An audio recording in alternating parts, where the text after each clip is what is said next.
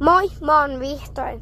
Ja nyt kun mulla toi YouTube-shortti, niin mä en oikein oo tykännyt siitä, kun mä julkaisin sen.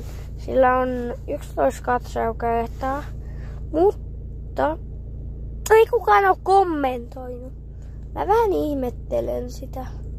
Ja muistakaa kyllä kommentoida. Tän aiheen, minkä mä tän tein, kun mä en oo mistään kaupungissa, mä oon ihan täältä maalta. Niin meillä on maatila. Niin varmaan, jos tiedät kanavan Maalaisjälki, niin he tekee maatilavideoita. Se on kiinnostunut, minäkin teen, kyllä. Ja nyt tulee näitä shortteja pelkästään. Mutta en tiedä, kyllä mä voin ehkä niitä maatilavideoitakin tehdä. Meillä on oma maatila. Sitten nyt kamera kääntyy. Niin kuin just tossa on meidän kuivuus. Mä voin vielä näyttää, että varmaan näette sitten sen. Niin kuin tuossa.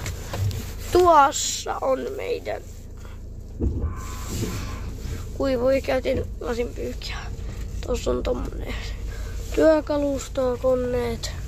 Tässä on meidän toi pai. Tää on meidän maati. Valtaa sitten on siila. Sitten niin, mut laittakaa mun kommentteja, mitä videoita mä teen, ei sillä ole niin väliä, mut voin kertoa toi niinku sillä lailla. Mut Maalaisjälki, käykää tsekkaamassa. He tekee kans maatilavideoita. Anna on se päähenkilö siinä, se on siakoja. Niillä on myös heppoja, jos oot kiinnostunut hepoista. Heillä on lehmiä. Sitten on vasikkavideoita ja näyttelyvideoita.